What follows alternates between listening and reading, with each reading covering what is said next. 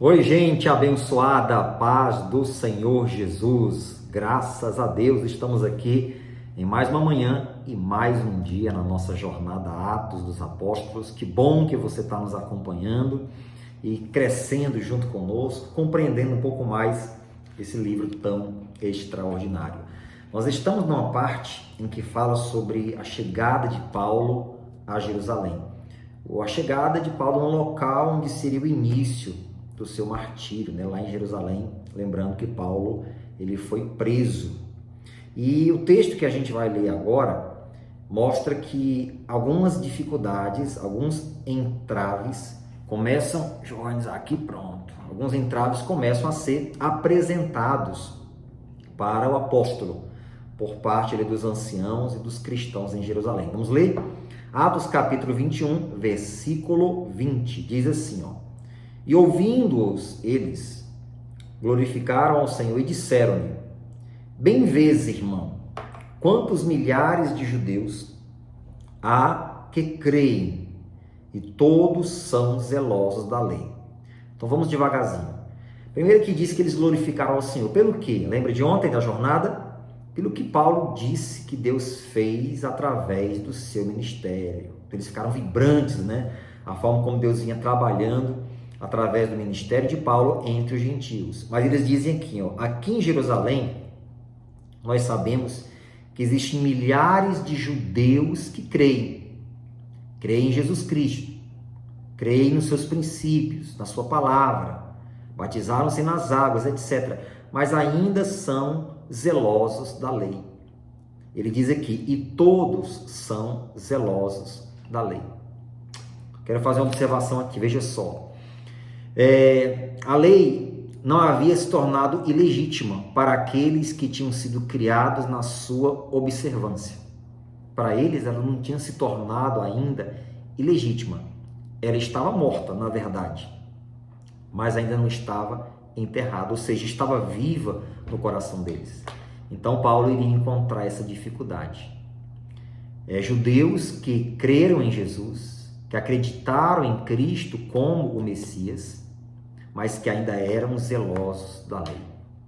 E certamente encontramos também esse tipo de dificuldades hoje em dia.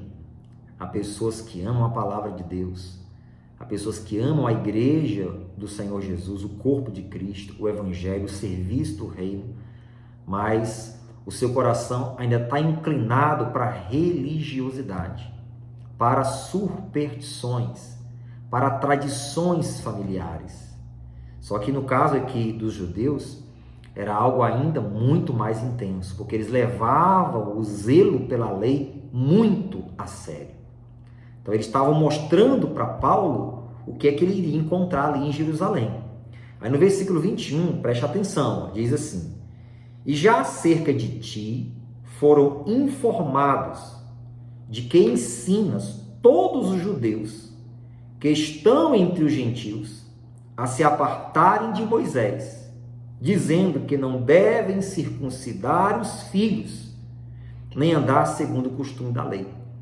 Veja só, gente, o que estava acontecendo. Presta atenção nisso aqui, por favor. Eles estavam dizendo para Paulo, avisando: Paulo, acerca de você, o que eles dizem é que você, Paulo, ensina que eles têm que se apartar de Moisés. Que você ensina que os filhos deles não devem praticar a lei. Está aqui escrito, a gente leu. Nem andar segundo o costume dela. Mas só que isso era algo exagerado, né? Por parte desses judeus que eram zelosos da lei, criam em Jesus, mas eram zelosos da lei. Paulo não ensinava eles a se apartarem de Moisés, de maneira nenhuma. Mas Paulo ensinava a eles que a lei foi cumprida em Jesus e que Cristo deu início à nova aliança. Só que a forma como eles pintavam a imagem de Paulo para os judeus, de um modo geral, era realmente para incriminar Paulo e torná-lo um inimigo dos judeus. Ou seja, os irmãos estão avisando para Paulo: Paulo, a sua imagem está suja aqui diante deles. Eles têm coisas contra você, e não são poucas. E isso não acontece hoje também?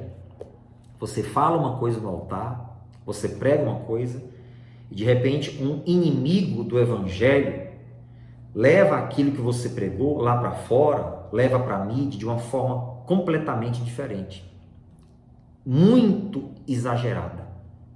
Isso é uma pura verdade. Isso acontece hoje.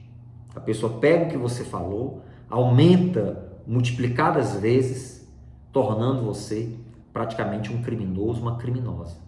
Então ele estava avisando para Paulo. Só que eles dizem algo para ele assim no versículo de número 22, diante dessa situação toda, né? Que faremos, pois?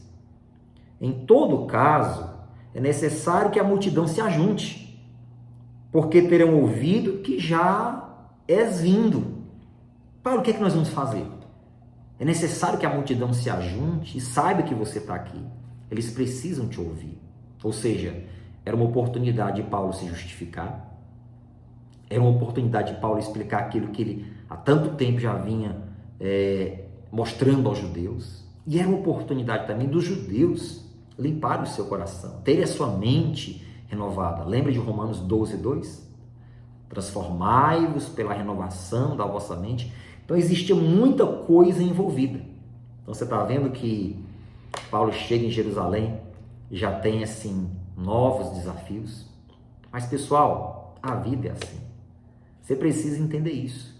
A cada dia vivido, a cada semana, a cada mês, são novos desafios. Mas o bom é saber que Deus nos capacita para todos eles.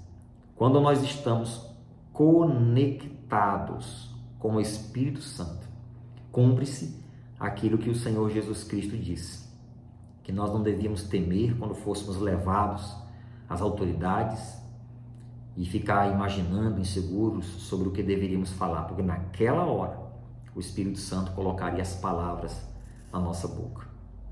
Eu oro a Deus para que Ele coloque as palavras certas na tua boca, independente da situação que você tiver que enfrentar. Seja na faculdade, onde a ideologia é mais pregada do que as matérias, do que os conteúdos que são muito mais necessários para a tua atividade profissional que você vai exercer. Seja onde você trabalha, seja entre a sua família, aonde você atua e aonde você ministre. Que o Espírito Santo coloque palavras certas na tua boca. Próxima jornada, a gente vai ver como é que isso aqui vai se desenrolar, né? Mas eles perguntaram, o que faremos, pois? O povo precisa saber que você está aqui. E agora? Vamos orar? Meu Deus, muito obrigado. Palavras vivas o Senhor tem plantado no nosso coração. Paulo estava diante de um grande desafio. Há pessoas que estão aqui me acompanhando e também estão diante de desafios na sua vida. Que o Senhor capacite esta pessoa para sobressair diante de todos eles. Porque aquele que anda no poder do Teu Espírito Santo sempre terá êxito, meu Deus. Eu oro e ministro sobre cada uma dessas pessoas um poderoso derramar do Teu Espírito Santo em nome de Jesus. Amém e graças a Deus. Amém? Que Deus te abençoe e coloque palavras de vida na sua boca. A jornada continua, deixa o seu like aqui, não esquece. E divide o pão, vamos compartilhar, hein? Fiquem todos com Deus.